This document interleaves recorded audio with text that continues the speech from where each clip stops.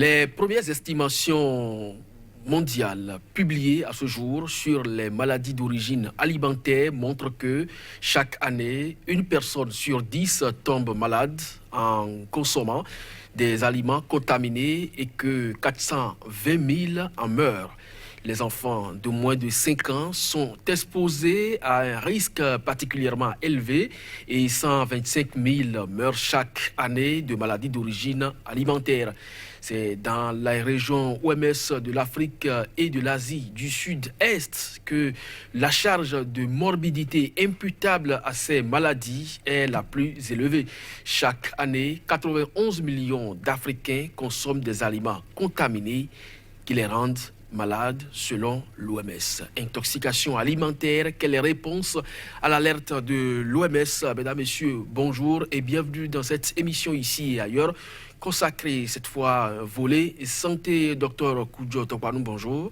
Bonjour, monsieur le journaliste. Alors, vous êtes spécialiste des maladies infectieuses et tropicales. Merci de répondre à notre invitation. C'est moi. En face de vous, c'est Dr Enayon Brice Soou, environnementaliste spécialiste, risques et catastrophes. Merci d'être sur ce plateau. Merci, monsieur le journaliste.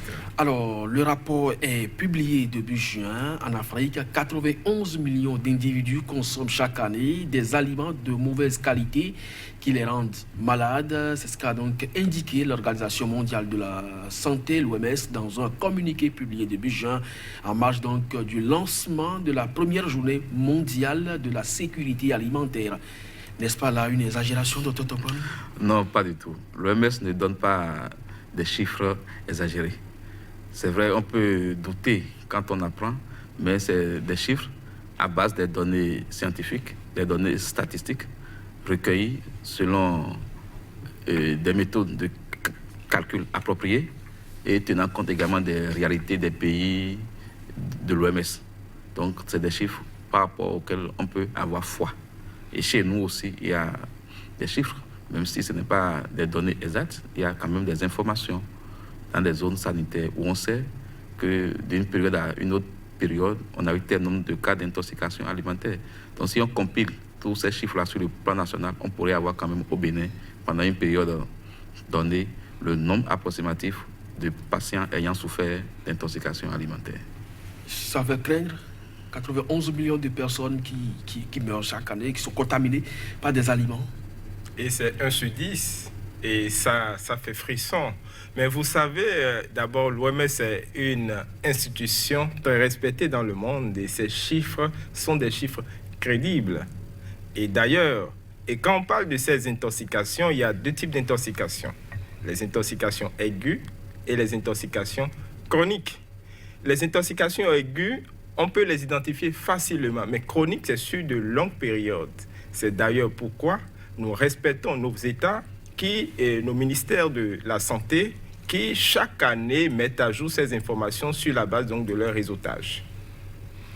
Dr Tokwanou, il paraît, d'après les statistiques, que ces maladies tuent chaque année environ 137 millions d'Africains. Est-ce que vous trouvez cela sérieux?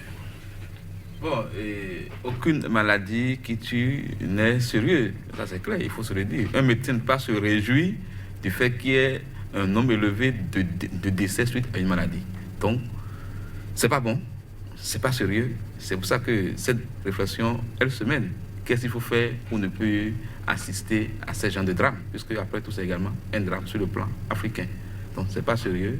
Nous devons renforcer davantage les mesures pour la prévention donc, de ces intoxications alimentaires. Donc on doit réfléchir et faire quelque chose. Vous êtes Dr Brice Soou, spécialiste risques et catastrophes. Lorsque vous apprenez que 137 millions de citoyens africains décèdent chaque année du fait de la consommation juste de l'alimentation, est-ce que vous ne pensez pas que déjà il y a risque et catastrophe? Il y a risque et catastrophe et la sécurité du vivant est menacée. Toute la chaîne alimentaire est menacée. Ce que nous mangeons est donc pollué, tout simplement. Et d'ailleurs, l'un des polluants les plus indexés et les polluants les plus indexés, d'abord dans le domaine de l'agriculture, on parlera des pesticides qui sont très toxiques. Et aussi dans notre alimentation en général, il y a d'autres formes de polluants qui transitent donc de contenant au contenu. Donc parfois, nous-mêmes, nous sommes responsables de notre pollution, de notre intoxication, qui peut être à la fois aiguë ou chronique. Alors, Dr Tokpanou, vous avez tout à l'heure évoqué des chiffres qu'on peut, au plan national, d'abord compiler. Et ça, c'est par exemple le Bénin, si on prend donc le cas du pays. Est-ce que vous avez ces chiffres-là? Oui, bon, je pourrais vous dire par zone sanitaire, sans toutefois nommer ces zones, parce qu'il ne faudrait pas dire des choses qui font peur à certains habitants, d'accord?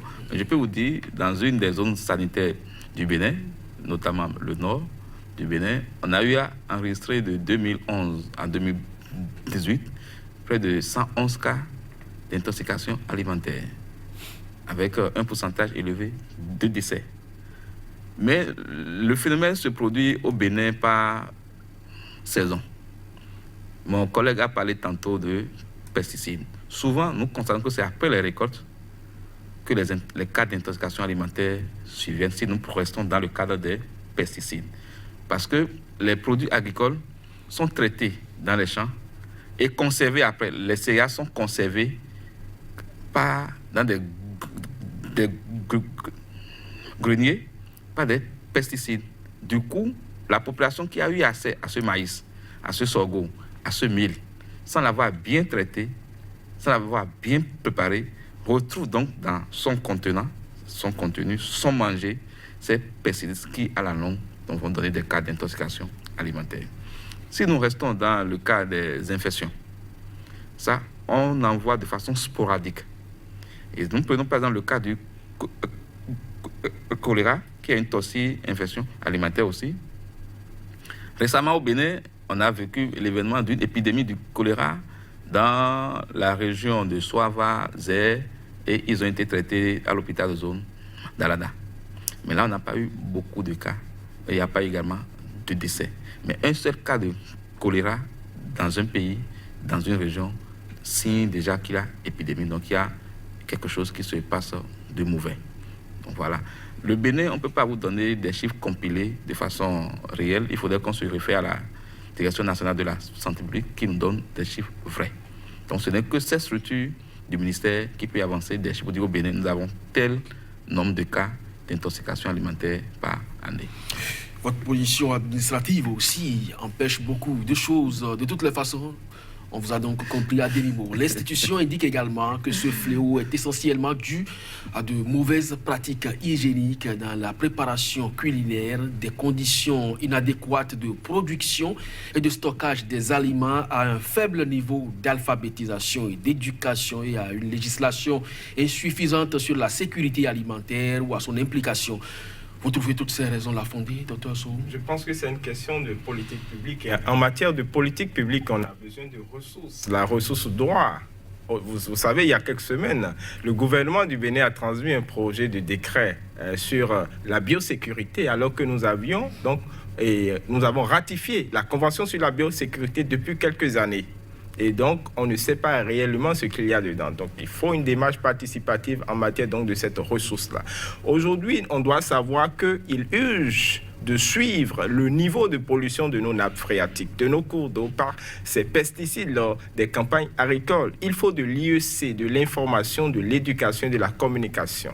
Et là, il faut aussi une politique de ce que nous on appelle les transpositions de risques en situation de crise. Il s'agit de quoi en fait?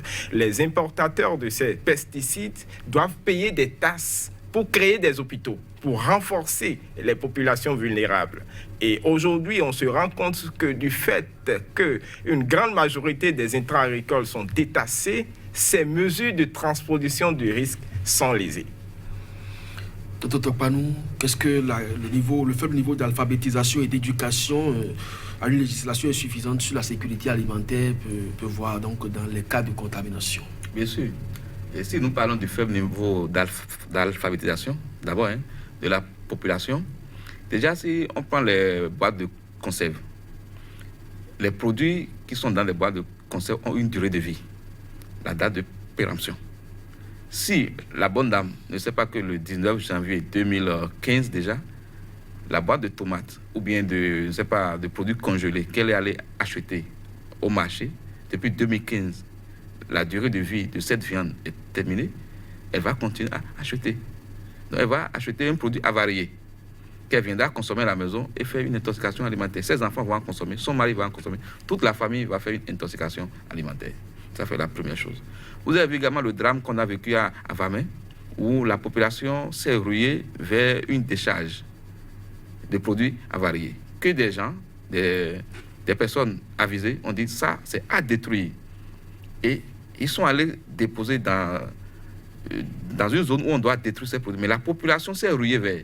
Si cette population était instruite, alphabétisée, vous comprenez, il ne peut pas se permettre d'aller chercher des choses pourries à manger. Mais ça pose aussi un autre problème, la pauvreté et la famine. Exactement, la pauvreté y est, la famine est à côté. Mais le niveau d'instruction est capital. Parce que si tu as un bon niveau d'instruction, tu peux bien gérer ta pauvreté.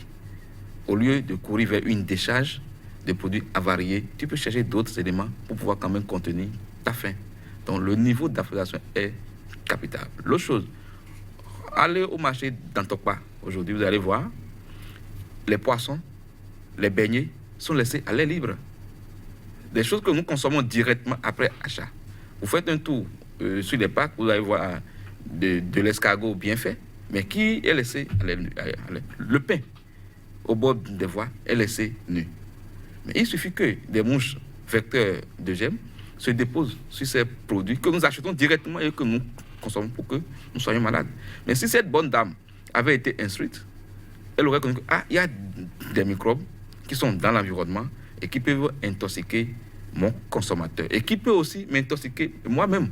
Du coup, elle va chercher les moyens de protéger ces denrées alimentaires qui sont offertes donc à la consommation.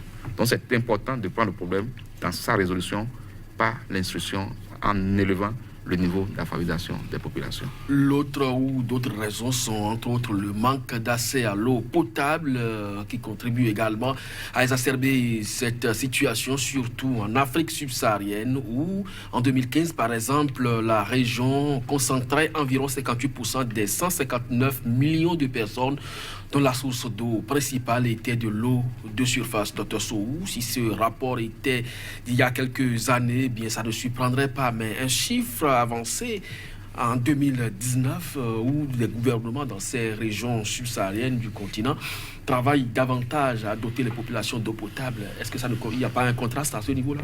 Il n'y a pas de contraste. Mais je pense que la responsabilité est individuelle, mais bien différenciée. Il y a une responsabilité au niveau de nos États. La responsabilité au niveau de nos États, d'abord, c'est d'identifier les groupes cibles, ceux qui créent le problème, c'est-à-dire ceux qui polluent les nappes phréatiques, ceux qui polluent les cours d'eau. Les consommateurs qui sont les bénéficiaires finaux, c'est-à-dire les populations, ont aussi une lourde responsabilité.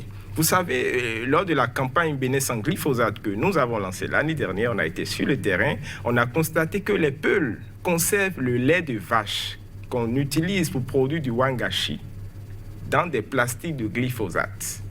Vous savez, le vin de palme dans le mono est conservé dans les plastiques de glyphosate pour plus tard produire de l'alcool. Vous savez, on a eu des dizaines de preuves scientifiques de la présence de ces pesticides dangereux dans le sang humain au Bénin, dans le sang de diabétiques au Bénin.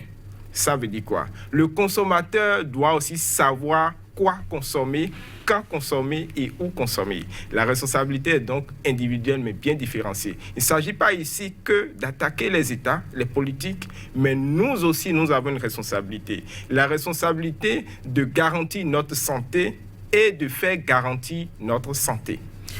Donc la bonne pratique. Docteur Tokpanou, aujourd'hui on parle d'eau potable, mais le docteur Brissot soulève l'aspect pollution des nappes phréatiques. Même si vous avez évoqué la zone sanitaire du septentrion où on note beaucoup plus et de façon récurrente les cas d'intoxication alimentaire.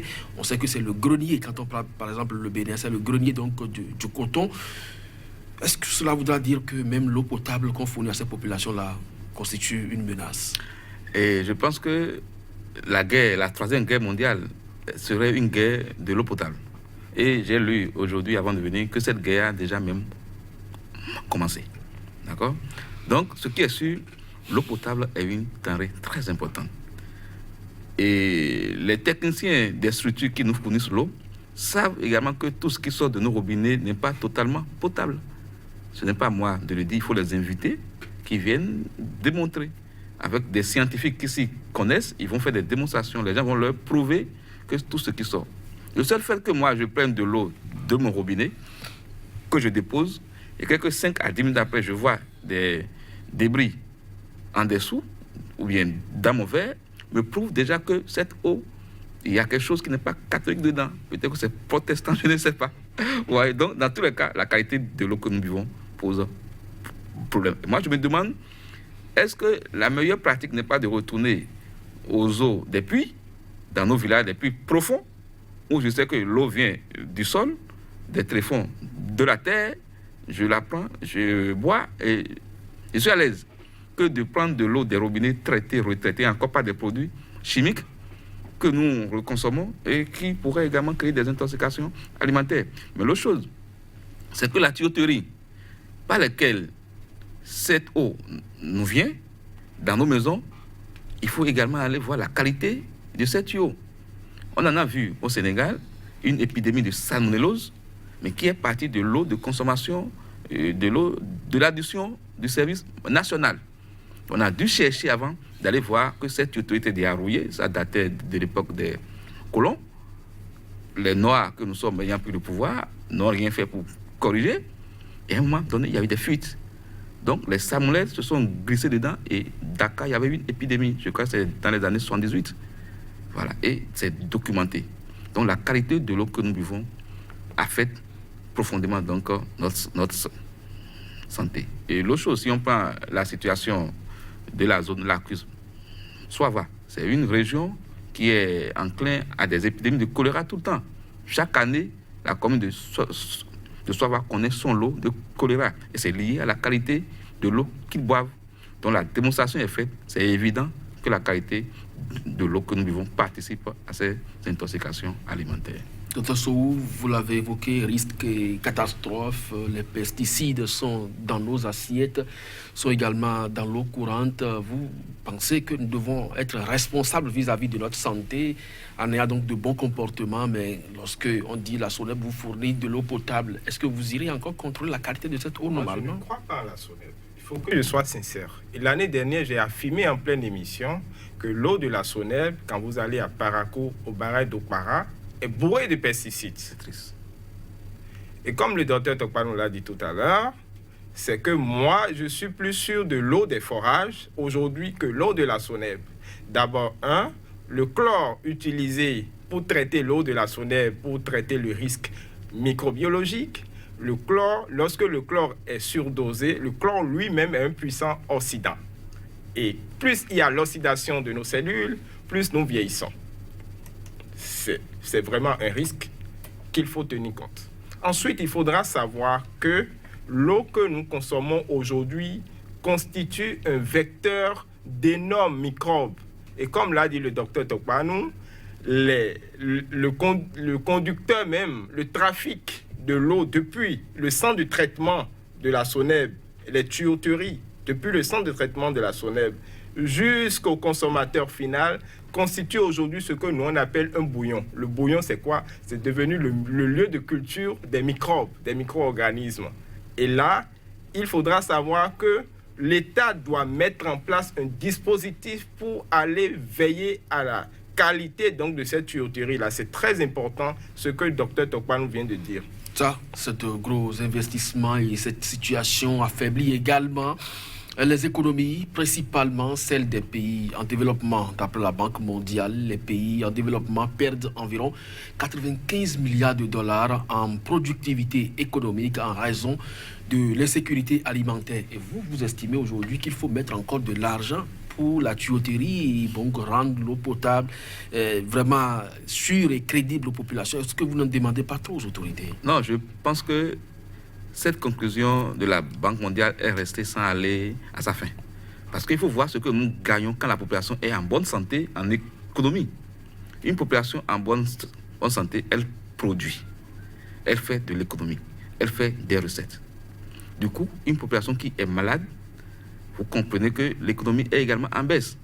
Donc, s'il faut investir dans la population pour avoir de l'économie, pour avoir des recettes, je pense qu'il faut aller vers Et les États africains doivent cesser de suivre les recommandations de FMI, de la Banque mondiale et autres. Parce qu'on a connu, d'après les plans auxquels nous ont assujettis, que ce n'est pas des institutions qui nous permettent d'avoir le développement. Comment une banque peut dire de ne pas investir dans l'humain? C'est l'humain qui a le capital important pour faire des richesses. Et quand l'humain est malade, vous ne pouvez pas avoir de productivité. Donc, investissons dans l'eau pour avoir de l'eau de qualité et en retour pour que nous soyons en bonne santé pour pouvoir produire. Le contraire serait vraiment détruire l'humanité. Est-ce qu'on peut opposer le capital humain à ce rapport de la Banque mondiale qui estime que 95 milliards de dollars, ce n'est pas petit quand même, que l'État perd en voulant donc s'occuper des questions liées à la sécurité alimentaire? Dans quel type de pays, il faut le savoir. Parce que nous, les humains, dans les pays en voie de développement, on est considérés comme des animaux. Quand on lit ce genre de politique, moi j'ai fait la Belgique, je suis resté aussi au Canada. Je sais que les droits de l'homme sont supérieurs à tout ce que vous êtes en train de dire là. Et quand vous avez constaté l'année dernière, Monsanto et Bayer ont été obligés d'être cautionnés en termes de milliards pour un seul individu qui souffrait donc du cancer dont on a preuve de présence de glyphosate dans son sang, du Roundup. Donc la vie humaine dans les pays du Nord est prioritaire. C'est nous-mêmes qui devons donc défendre les droits de l'homme, le droit à la santé, qui est donc un droit universel. Vous savez, ce qui me fait mal, c'est que jusqu'à ce jour, plus de 80% des boulangeries au Bénin utilisent du bromate de potassium pour croustiller le pain à la place du blé. Et personne n'intervient. C'est vrai que l'État, qui doit jouer ce rôle d'arbitre, on se rend compte en fait que, comme le docteur Tokwan l'a dit, si la Banque mondiale que ressort ces genres de rapports, c'est parce qu'il y a en fait des lobbies derrière, des multinationales derrière. C'est les multinationales qui financent ces institutions. Et les multinationales ne financent que donc de l'État marchand, ne financent pas l'humain. Ils financent la richesse, ce qu'ils vont gagner de plus. Donc, il faudrait aussi que nos États luttent pour avoir leur souveraineté économique, enfin pour avoir leur souveraineté alimentaire. Et voilà, la notion est toute lâchée. Souveraineté alimentaire, on l'a toujours agitée, passant des OMD aux ODD. Nous avons quand même atteint des performances. Le Bénin, entre autres pays de l'Afrique de l'Ouest et donc l'Afrique subsaharienne, a également atteint des performances à ce niveau, l'autosuffisance alimentaire. Où est-ce que nous en sommes avec tout ça quand on parle de contamination aujourd'hui qui est à la base de beaucoup de décès sur le continent? Une autosuffisance alimentaire qui, derrière, entraîne des intoxications alimentaires et des décès est nulle. Mais vous étiez où quand ce rapport-là a été produit? Non, qui? Docteur Tokpanou. Quelle force docteur Tokpanou pris individuellement a-t-il dans un système de globalisation? Mais vous êtes un scientifique, vous devez produire quand même des rapports pour dénoncer la situation. Non, je pense qu'il y a des institutions très appropriées, plus appropriées, qui font ces dénonciations. Ouais. Tel qu'il a cité, par exemple, le cas de ce dédommagement que les gens ont eu à faire par rapport au cancer qui serait lié au glyphosate. Donc les scientifiques, les contre-multinationales n'ont pas les bras croisés. Ils agissent, ils interviennent. Mais il se trouve malheureusement qu'ils ne travaillent pas pour l'Afrique. Mais il faudrait que les Africains également travaillent pour eux-mêmes. N'attendons pas que les autres fassent toujours le travail pour nous. Il faut qu'on s'organise chez nous. Mais le point qui se pose, c'est que c'est toujours ces multinationales qui financent les États par des subventions de la Banque mondiale, de FMI et d'autres choses. Donc, dans ce coup, l'État a des priorités qui lui sont, entre guillemets, imposées par ses donateurs. Et quand toi, tu fais un projet de recherche et que tu déposes, on va te dire, bon, d'accord, nous n'avons pas assez de moyens pour aller vers. Dans 2 minutes, 3 minutes, tu classes ton dossier et tu vas faire autre chose. Parce que l'État étant garant de la santé, c'est l'État qui doit financer les recherches. Une recherche financée par un individu, ça n'aurait pas de poids si c'était un État, une université qui prenait le lead avec le ministère de l'enseignement des recherches, le ministère de la santé et autres, tous ces ministères pris en compte, qui prennent le lead de dire nous allons faire des recherches dans tel domaine et produire tel résultat que notre gouvernement, que notre assemblée va tirer quand même des leçons pour légiférer. Mais tout cela dans quelles recettes? Des recettes financées par l'extérieur. Et du coup, l'État définit ses priorités. C'est quoi la priorité? Que les gens aient déjà le ventre bien rempli, donc il n'y a plus de faim, donc autosuffisance alimentaire. Peu importe la qualité. Je ne suis pas encore au niveau de la qualité. Le peuple a besoin de quoi? La paix et le manger, d'accord. Il est calme, le peuple. Ensuite, c'est la sécurité. Après, c'est l'école. La santé va venir après. Ouais. Donc, les recherches scientifiques, c'est totalement autre chose. Donc, moi, je pense que ce sont les pays africains, les dirigeants qui doivent définir des priorités par rapport donc, à notre alimentation et que nous puissions consommer ce que nous produisons. C'est notre paix du manche. Exactement. Nous consommons trop ce que les autres produisent et veulent que nous consommons. Je ne vais pas tirer des exemples, mais il faut regardez le cas de tous les riz qu'on nous apporte comme dons. Mais les dons viennent pendant un bon moment, mais après, vous voyez sur le marché les mêmes produits qui sont vendus. Parce qu'on a déjà habitué le petit Africain, le petit Béninois, à manger du riz parfumé. Et quand vous lui opposez maintenant le riz de ma vallée de Lomé, il va vous dire que c'est glodia et que ce n'est pas parfumé. Donc, on n'en prend pas. Donc, on habitue notre estomac, nos intestins, à ces dons alimentaires qui vérifient la qualité de ces dons, de ces produits. Mais nous sommes habitués à ça. Et du coup, quand les dons s'arrêtent, c'est le commerce qui intervient. Et les autres continuent pas à vendre leurs produits. Donc, c'est le système dans lequel nous sommes. Des dons comme des appâts, des financements également pour orienter les recherches. Finalement, l'Afrique ne s'en sortira pas à la limite. Vous savez, on dit que quand le ventre est creux, le cerveau est au dehors. C'est ce qu'on dit en Afrique. Et les Malgaches le disent aussi. Quand nous, on était sur le terrain l'année dernière, vous allez chez les paysans qui utilisent le plastique de glyphosate pour conserver de l'eau, pour aller au champ, ils vont vous dire qu'ils préfèrent mourir dans ça. C'est la pauvreté d'abord. Et le changement de paradigme, le changement de mentalité, c'est rentrer même dans nos faits sociologiques. C'est très important de le savoir. Ils ont toujours affirmé qu'ils sont prêts à mourir du cancer par glyphosate. Les populations elles-mêmes sur le terrain, ils s'en foutent de ça parce qu'ils se disent, s'ils ne le font pas, ils n'auront rien comme argent. C'est leur source de revenus. Et qui va leur contribuer à ça? Voilà. Et ensuite, il faudra savoir qu'au niveau de nos politiques, par exemple les députés, en janvier 2017, quand on fut au Parlement pour UPOF, un député dont je garde le nom a affirmé que, devant tout le monde, que le mieux est de tout polluer d'abord, que les pays riches ont tout pollué avant d'être riches. Donc il y a aussi une responsabilité auprès des députés et auprès de nos politiques en général. Parce que si nous avons une politique publique qui incite à la pollution alimentaire et que nous avons des populations qui sont prêtes à mourir pour ça, bienvenue les catastrophes. D'autre part, nous, un peu pour corroborer ces propos, il y a l'OMS qui a poursuivi. D'après donc l'OMS, chaque année, cette situation pousse les ménages des économies à revenus d'abord faibles à dépenser environ 15 milliards en frais sanitaires. Bien sûr, mais avant d'aller là, il a parlé d'un fait sociologique. Vous voyez une zone aujourd'hui qui est inondée. L'État vient avec des ressources. Il donne des sacs de riz, on donne de l'huile, les partenaires arrivent, n'est-ce pas?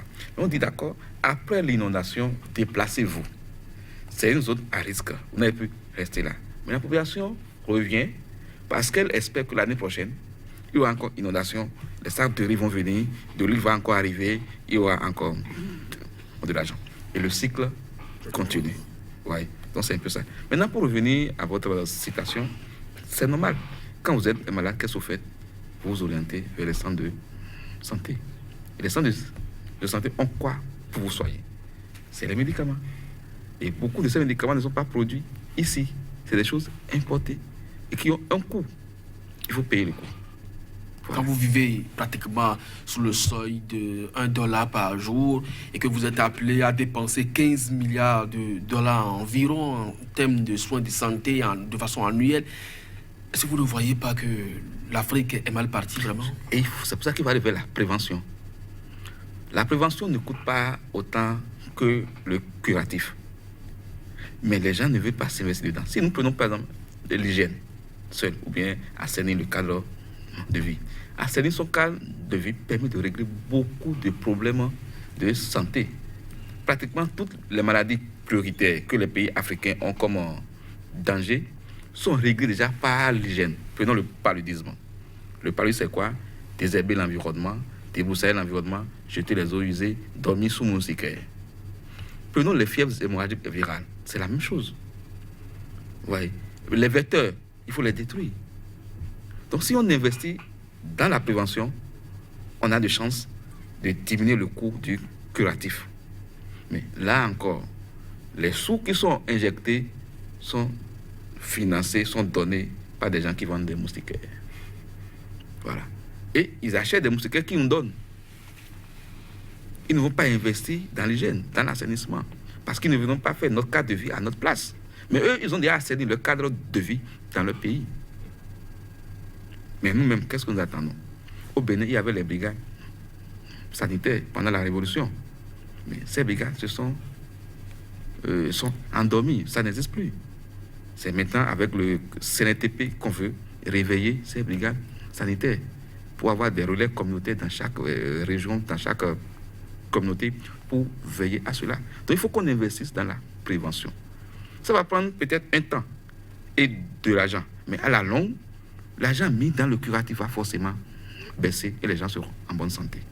Voilà ce que je pose donc à ces chiffres que vous avancez. Alors, la majeure partie donc de ces fardeaux sanitaires et de cette perte économique pourrait être évitée grâce à une bonne gestion des aliments et des produits alimentaires et à une hygiène appropriée de la part des producteurs et des consommateurs, indique l'OMS. Est-ce que vous êtes d'avis? Vous partagez la réflexion du docteur Tokpanou, qui est un peu comme la conclusion de l'OMS attire l'attention sur la prévention?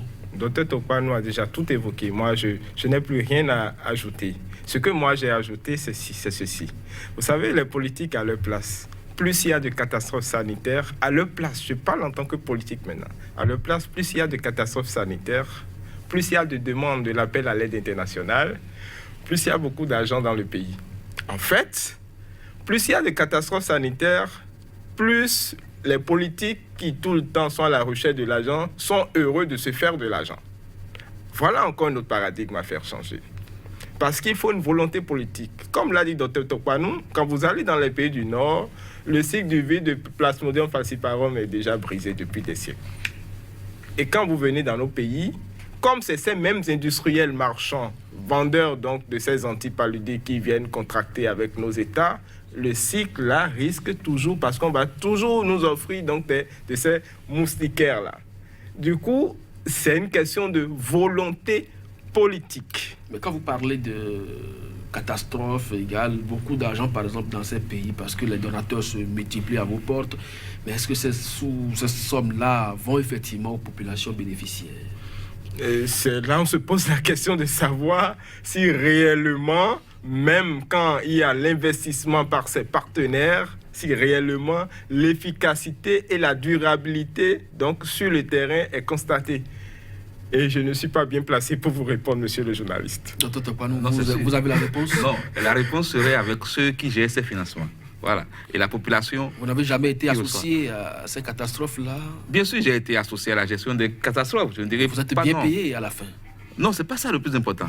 Est-ce que vous avez été quand même bien payé? Non, ce n'est pas ça le plus important. Le plus important, c'est le sacerdoce et la charge qui pèse sur les agents de santé qui sont impliqués dans ces cas d'épidémie ou dans ces cas de catastrophe.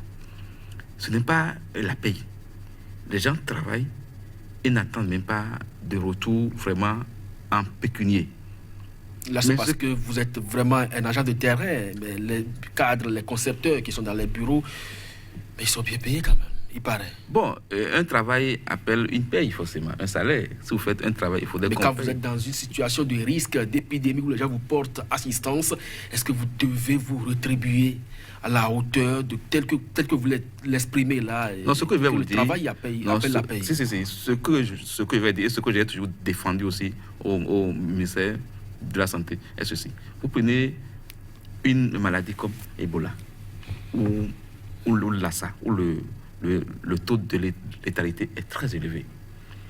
Et beaucoup d'agents de santé n'aiment pas aller au front. Alors quand vous avez un qui y va, je pense qu'il faut le mettre dans toutes les conditions d'assurance vie nécessaires pour qu'il puisse accepter exposer sa propre vie pour sauver d'autres vies. Parce que si un seul cas de Lassa est détecté à Cotonou aujourd'hui, c'est que toute la population de Cotonou est menacée. Et donc, les agents de santé qui acceptent aller faire front, aller comme des guerriers au front, il faut assurer même leur famille. Parce que ce n'est pas aisé. Il peut contracter aussi la maladie et perdre sa vie à lui. Et lui, c'est 100% pour sa famille. Ouais. Donc, ce n'est pas le coût à mettre pour la prise en charge de ces agents qui doit être important. C'est le résultat qu'on doit avoir. Et ce que vous avez dit est juste, il faut que l'investissement aille à la population qui en a besoin. Voilà, c'est ça qu'il faut surveiller et faire l'effort pour que cela puisse arriver. Mais je crois qu'actuellement, beaucoup de choses sont améliorées pour le peu que je connais du ministère de la Santé. On a géré des cas d'épidémie de Lassa avant, mais les cas qu'on a gérés, ces dernières épidémies, ont été gérés vraiment de façon efficace. Et les prestataires de soins aussi qui ont été au front ont quand même vu qu'il y a eu un changement de management au sein du ministère de la Santé. Alors, il paraît aussi qu'en parlant, Dr. Sow, de comportement des consommateurs, que certaines formes de viande, surtout les volailles ou les porcs par exemple, sont des vecteurs de germes de maladies infectieuses, mais la plupart du temps, on constate que sa population s'adonne à la consommation de ces viandes-là. Et là, je dis encore que la responsabilité est d'abord à l'État. D'abord à l'État parce que quand vous prenez par exemple le laboratoire central de contrôle de sécurité sanitaire des aliments, l'année dernière, quand il y a eu la mort des poissons du lac Tao, et le chef de l'État instruit le ministre de l'Agriculture, qui a mis en place une commission. Il y avait moi, il y avait la direction des pêches, il y avait le laboratoire central, on a beaucoup échangé. En fait, on se rend compte qu'on privilégie plus les produits exportés. Mais ce que nous mangeons au Bénin n'est presque pas contrôlé. Donc le laboratoire central aujourd'hui, qui est le laboratoire le plus équipé, il faut des instructions fermes pour surveiller la qualité des denrées importées en temps réel au Bénin et des denrées qui transitent aussi au sein du territoire. Et là, on pourra mieux détecter parce que nous, on pourra toujours affirmer oui, il y a risque, non, il n'y a pas risque, alors que peut-être le risque est plus élevé ou minime, en fonction donc de chaque type de risque. Le risque microbiologique est là, mais il y a aussi le risque chimique qui est là aussi. Il y a des denrées dans lesquelles on éjecte des produits chimiques pour augmenter le volume qui sont exportés vers le Bénin. Pas seulement vers le Bénin, vers l'Afrique en général, il paraît aussi que des œufs sont contaminés, des œufs de volaille. Mais dans tout ça, comment le consommateur final peut s'en sortir? Mais avant d'aller à la contamination, il faut voir les mécanismes de production de ces œufs. Ces œufs sont produits par des poules, déjà qui, dès le bas âge, si je me souviens ça, sont traités déjà par des antibiotiques. Et ces antibiotiques se retrouvent en quelque sorte dans ces œufs, mais puis préparent déjà l'organisme humain à une certaine résistance antibactérienne.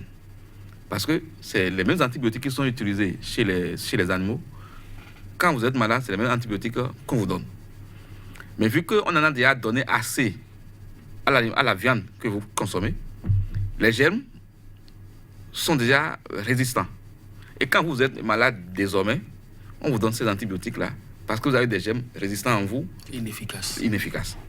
Donc il y a également cette manche de résistance antibactérienne qui se crée. La conservation de ces œufs ou de ces viandes congelées. Ces viandes ont l'obligation d'être conservées dans une température de froid. Mais de quitter l'Occident ou bien même les usines qui produisent ici, passant par des conteneurs stockés au port, descendus après, s'il y a la rupture de ces chaînes de froid, ça devient un milieu propice donc à la multiplication bactérienne. Avant que ça n'atteigne dans la poissonnerie de mon village à moi, vous constatez qu'il y a encore plus de conditions appropriées pour que les germes se multiplient davantage. Et pour que moi, consommateur, j'en achète, il y a beaucoup de choses. Donc, tout le mécanisme, tout le processus est favorable donc à l'intoxication alimentaire. Du coup, quand moi j'achète, ou bien ma femme achète, la population achète, soit c'est consommé aussi parfois cru, parce qu'on voit ensuite des réceptions, des hors-d'œuvre, des choses, soit c'est mal préparé, nous consommons, nous tombons à l'eau malade.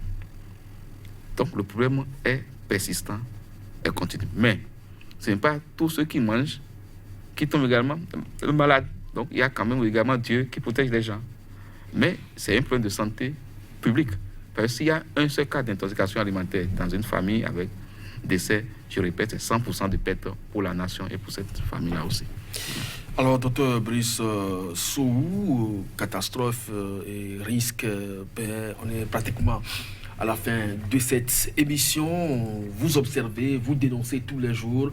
Le combat va se poursuivre encore plus. Aujourd'hui, c'est les pesticides qui sont dans votre champ de mire.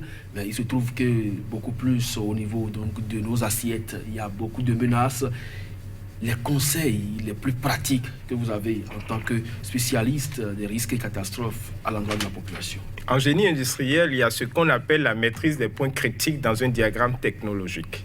Les gros importateurs de ces volailles, de ces produits congelés, l'État doit prendre l'engagement donc de suivre les points critiques, toute la traçabilité depuis la production jusqu'à la consommation et à la conservation, donc chez les producteurs, les industriels, les transformateurs, les conservateurs, les importateurs, pour maîtriser ces points critiques-là. Et comme je le dis encore, c'est une volonté politique. Tant que l'État lui-même n'investit pas en la matière, tant que l'État lui-même néglige cette forme de surveillance de ce que nous importons vers le Bénin, c'est l'importation d'abord. Puisque lorsque vous contrôlez, par exemple moi, toutes les fois que je descends à l'aéroport Trudeau de Montréal, on me pose la question de savoir si j'ai de la viande ou du poisson dans mon sac.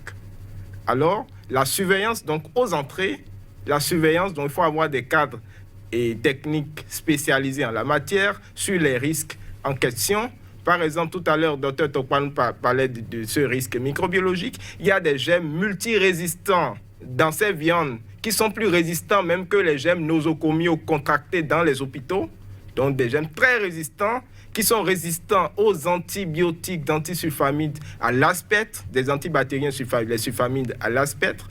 Et donc du coup, si nous ne surveillons pas ce genre de risque, les enfants aujourd'hui sont exposés, les femmes enceintes sont exposées, les groupes vulnérables sont exposés, les personnes du troisième âge sont exposées, et donc toute la population est exposée. Il faut une volonté politique, mais il faut aussi que le consommateur incite, qu'on alerte. Il faut donc un relais au niveau de la communication, d'où une éducation, une information et une communication en situation de crise. Dr Panou. Oui, je pense que en matière de prévention, nous allons catégoriser. Si nous prenons d'abord le cadre de vie, il faut forcément l'assainir, il faut de l'hygiène. Il faut que la population comprenne que nous devons faire la promotion et l'utilisation du lavage des mains à l'eau et au savon. Parce que c'est ce qui rentre à l'intérieur qui crée l'intoxication. Si déjà à ce niveau, on peut réduire les germes de la main, on peut également réduire une bonne quantité d'intoxication alimentaire. Le deuxième point, c'est que les populations, nos vendeuses, les bonnes dames qui nous vendent des trucs, des denrées alimentaires que nous consommons en même temps, il faut qu'elles comprennent qu'elles doivent protéger ces denrées alimentaires. Chaque fois que moi je vois de l'escargot et que je dois acheter, je vois, est-ce qu'il y a une dame au moins qui a mis pour elle dans un couvert et bien protégé par rapport à une dame qui laisse ça à l'air nu. Et je vais forcément chez l'autre. C'est ce que j'ai vu ça. Je ne sais pas comment c'était avant. Mais au moins, je suis rassuré que devant moi, c'est couvert. Donc, il faut qu'on protège les aliments. Pour les produits congelés, il faut que nous apprenions également à respecter les dates de péremption. Il ne faut pas dire, ah, donne-moi encore 6 mois à ça, c'est tropicalisé. Non. Quand le blanc a mis telle date-là, à la date, il faut retirer ce produit donc, du circuit de la consommation. Et dans les maisons, quand nous achetons les boîtes de conserve, ça c'est depuis l'enfance qu'on nous disait ça. Quand c'est bombé, il ne faut plus l'utiliser. C'est bombé, c'est à ce moment-là on dit d'accord, quand ça va chauffer, ça va réduire les choses. Donc je pense que c'est des mesures de temps presse, c'est des mesures que moi je propose aux gens. Et en tout état de cause, quand il y a une intoxication, un malaise suite à la consommation d'un produit, que les gens fassent vite de se rendre dans un centre de santé pour se faire prendre en charge. Intoxication alimentaire, quelle réponse à l'alerte de l'OMS? C'était donc votre émission ici et ailleurs de ce jour. Et un plateau pour en discuter, Dr Koudjo Tokpanou, spécialiste maladies infectieuses et tropicales, Dr Enayon Brice Sou, environnementaliste, spécialiste risques et catastrophes. Merci à vous, chers invités, d'avoir partagé vos réflexions avec nous. Et également, les contributions des uns et des autres sont attendues afin que l'Afrique puisse véritablement tirer son épingle du jeu, bien sûr, rester en développement, pays en voie de développement, continent en voie de développement. Ça ne nous honore pas. Les scientifiques, les chercheurs du continent doivent travailler pour donc soutenir les politiques environnementalistes et également sanitaires dans le domaine afin que véritablement l'Afrique puisse tirer donc son épingle du jeu. Comme je l'ai dit, il y a un instant à chacun à tous. Merci de nous avoir suivis et à très bientôt.